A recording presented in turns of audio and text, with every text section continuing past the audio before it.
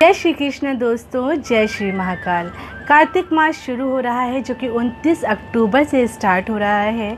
कार्तिक मास वाले दिन रविवार का दिन पड़ रहा है और रविवार के दिन हमें तुलसी की पूजा नहीं करनी होती है, दिया नहीं लगाना होता है।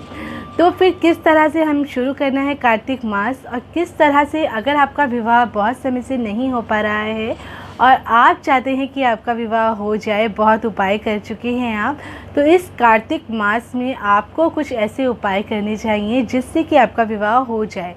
शादी का जो कारक होता है वो होता है गुरु यानी कि बृहस्पति। तो बृहस्पति यानी कि विष्णु भगवान। तो जो कार्तिक का माह होता है उसको हम विष्णु माह के नाम से भी जानते हैं। तो ये बहुत ही खास होता है। कार्तिक मास में अगर आप शादी से रिलेटेड या किसी भी काम के लिए कोई भी उपाय पूजा पाठ करते हैं तो ये बहुत ज़्यादा फलदायी होती है, ये बहुत ही शुभ होता है। कार्तिक मास में अगर आप पूजा आराधना के लिए बहुत खास होता है तो आपको इसमें कुछ ऐसे उपाय करने चाहिए जिससे कि अगर आपका विवाह अभी तक नहीं हुआ है या आपको आपका मनचाहा जीवन साथी नहीं मिल पा रहा है, किसी से आप विवाह करना चाहते हैं वो आपसे विवाह नहीं कर रहा है या नहीं कर रही है, तो किस तरह से होगा वो आज मैं आपको बताऊंगी। तो फुल वीडियो मेरा ज़रूर देखिएगा ताकि आपको पूरी जानकारी मिल सके। कार्तिक मास के बारे में हम सब जानते हैं, हमें बहुत सारे लोगों को बहुत कुछ पता होता है। तो आपको क्या करना है, क्या नहीं करना है, वो सब मैं आपको आज बताने वाली हूँ। पर उससे पहले मैं आपको अपने बारे में बता देती हूँ। मैं हूँ एस्ट्रोलॉजर मीनाक्षी। वैदिक ज्योतिष के आधार पर मैं आपकी कुंडली देख लेती हूँ, न्यूमरोलॉजी कर लेती हूँ और वास्तु कंसल्टेंट भी हूँ। तो अगर आप मुझसे कुछ भी जानना चाहते हैं तो मुझसे कांटेक्ट कर सकते हैं। मेरा मेल आईडी दिया हुआ है डिस्क्रिप्शन बॉक्स में। आप मुझे इंस्टाग्राम पे फॉलो कर सकते हैं, वहाँ पर मुझसे कुछ भी पूछना चाहते हैं तो पूछ सकते हैं। फेसबुक पर भी ज्वाइन कर सकते हैं आप मुझे एस्ट्रोलॉजर मीनाक्षी के नाम से, लिंक दिया हुआ है यूट्यूब पर ही। अब आपको क्या करना है अगर आप शादी करना चाहते हैं तो वो मैं आपको बताती हूँ। पहले तो आपको कार्तिक मास में सबसे पहले ब्रह्म मुहूर्त में उठ जाना चाहिए।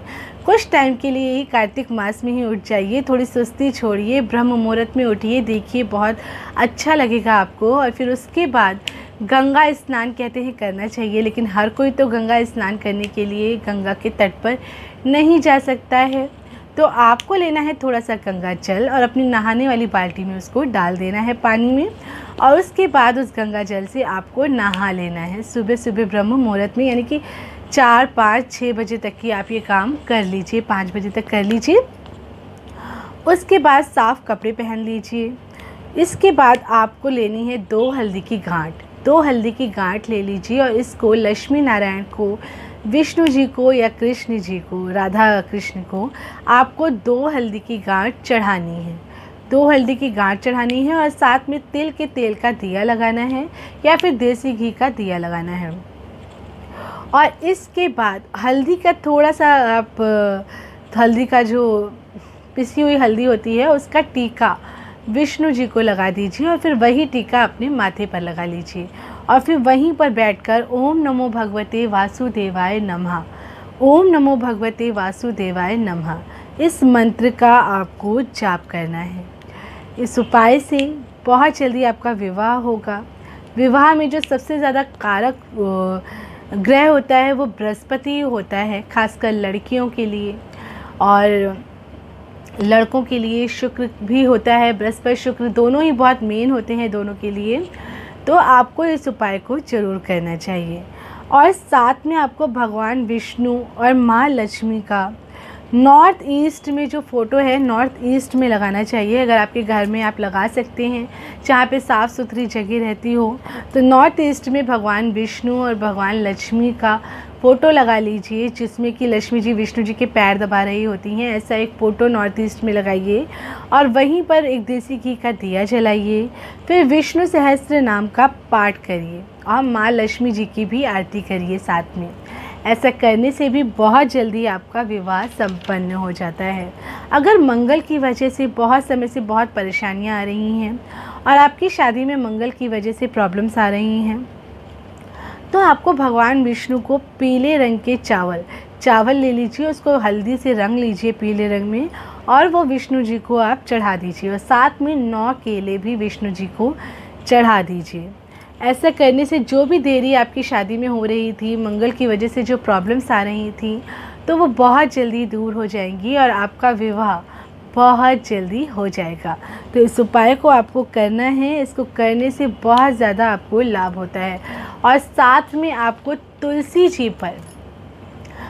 जी पर रविवार को, तो संडे को आपको कुछ नहीं करना है। तुलसी जी को साफ़ करके आप रख लीजिए और उसके बाद मंडे वाले दिन से आपको वहाँ पर एक देसी घी का दिया जलाना है और तुलसी में थोड़ा सा जल हल्दी डाल करके अर्पित करना है और वहीं पर बैठकर ओम नमो भगवते वासुदेवाय नमः इस मंत्र का जाप करना है। इसमें से आपको जो भी उपाय इजी लगता है, जो भी आप कर सकते हैं, उसमें से कोई भी एक उपाय आप करिए और पूरे कार्तिक मास में करिए। और देखिए, कार्तिक मास ख़त्म होने से पहले ही आपको अपनी मनपसंद रिश्ता ज़रूर मिल जाएगा।